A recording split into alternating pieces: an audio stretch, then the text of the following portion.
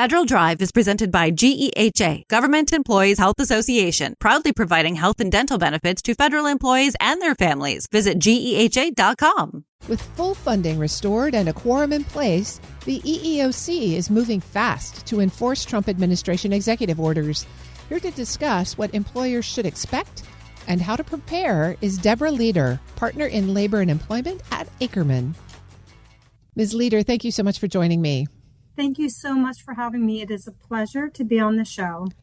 I want to talk with you about the Equal Employment Opportunity Commission. They were pretty quiet during the shutdown, but they've got a full quorum now. They haven't had that in a while, and they've got funding. You work with them quite a bit. What do you think is going to change in the near term?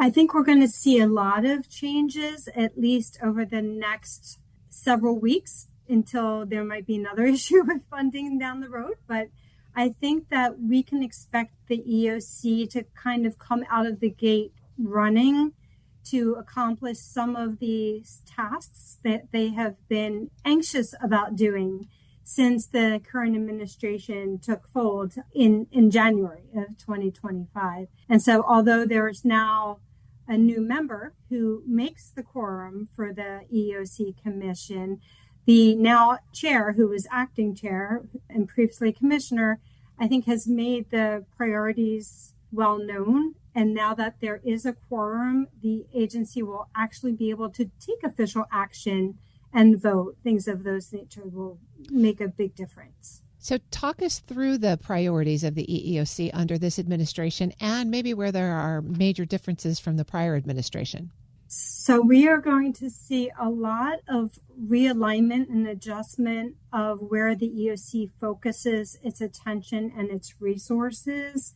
Some of the big ticket items for the new EEOC commission is to align the agency's policies with the executive orders that were issued, several of the executive orders which were issued in January of 2025 and forward.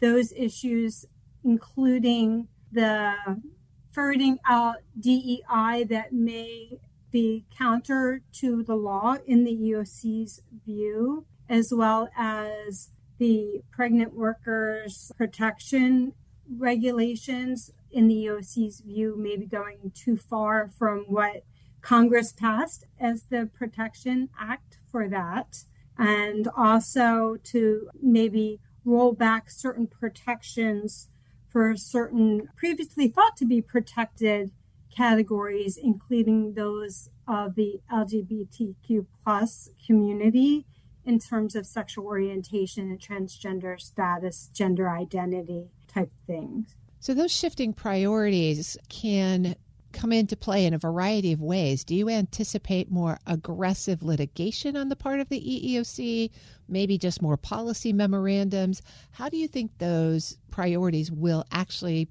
be put into practice?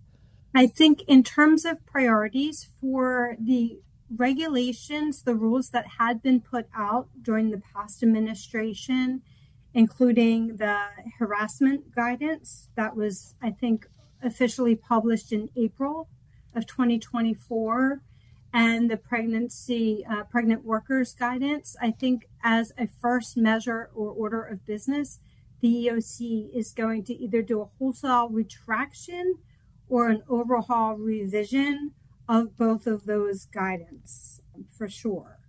And in terms of litigation resources, we'll be seeing more priority, pattern and practice, and systemic litigation targeted perhaps in ways that it hasn't been over the past few years, including to what the commission may view as like illegal DEI initiatives that employers may have, and then also helping to clarify its view of what employers are obligated to do, especially in the area of religious accommodations and whether or not and how to balance religious accommodations versus other interests that are sometimes competing in the workplace. So would you anticipate the order of those activities being first publication and education and communication about these new priorities or new angles on the rules and then moving to enforcement?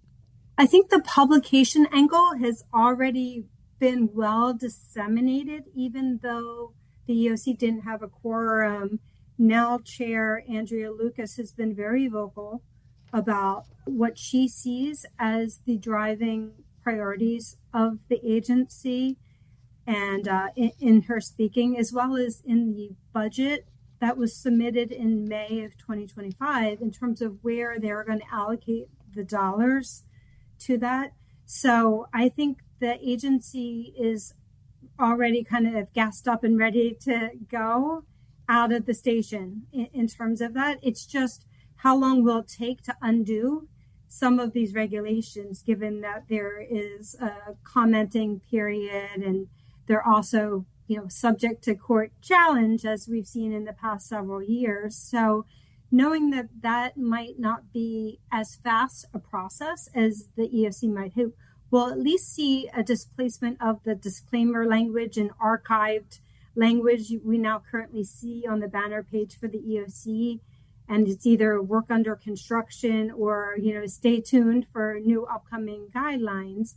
But in the interim, I think we'll see it in the way that the agency works on a day-to-day basis, how they accept charges, which charges they investigate fully, and which they may serve to litigate. And so that, as well as continuing to do the education and outreach to let the community know what the priorities are, what the EEOC is, expecting to spend its resources and efforts on. I'm speaking with Debra Leder. She's a partner in labor and employment law at Akerman.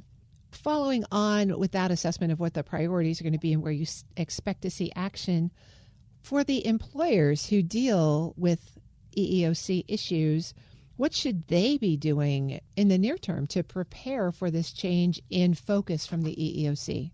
Hopefully, employers have already been staying aware of, on top of the changing priorities, the realignment from the current administration.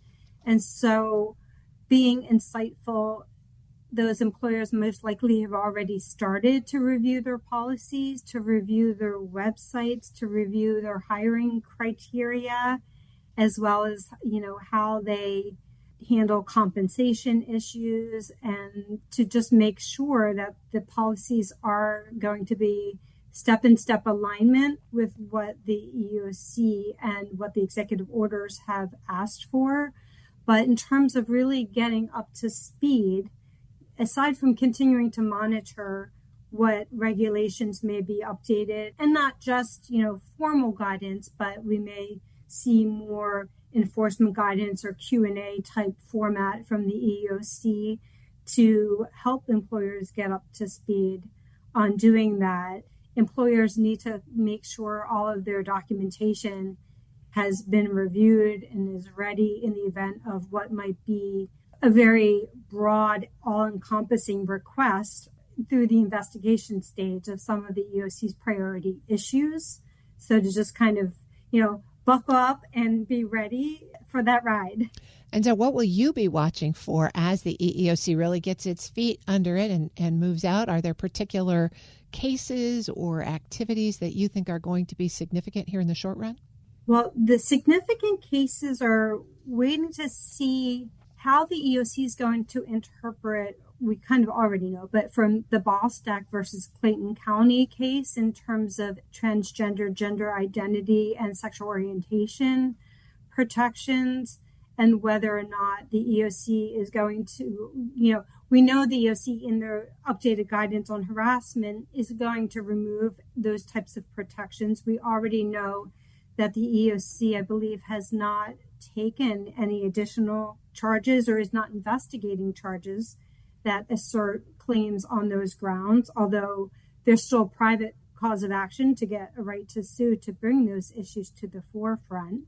But bringing it back to what employers can do, they need to continue to be mindful of what might be the federal policies that they're seeing and how that might compete with various state and local laws that are also a moving target on a day-to-day basis, or at least a week-to-week basis. So employers definitely have a challenging thing, but as a lawyer and as the co-editor of my HR defense blog, which I have to put a pitch in for, we try to stay on top of all these issues and push out information that employers need to know. I've been speaking with Debra Leder. She's a partner in labor and employment law at Akerman. Thank you so much for helping us understand the very complex environment here. Thank you very much. I appreciate and enjoyed the opportunity to speak with you through these issues.